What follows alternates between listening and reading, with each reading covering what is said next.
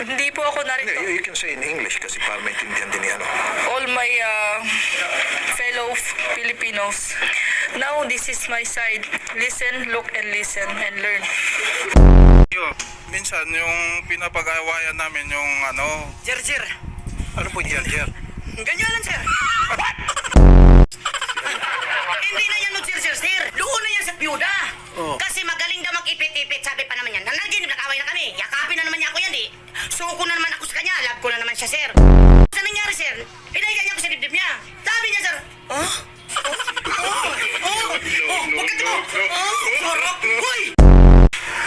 Yan, tinitingnan mo yung picture. Ano masasabi mo sa litratong yan? Ang landi niya po. Sawa siyang. Anong gusto mo sabihin kay mama ngayon na meron kang ebidensya na meron pala sa ibang lalaki at sumama na siya sa iba? Mama, alam mo, pinaglihi ka sa ubod.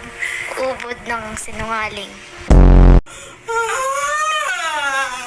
Magsasalita Ako lahat ang masama! Ikaw ang mabuti!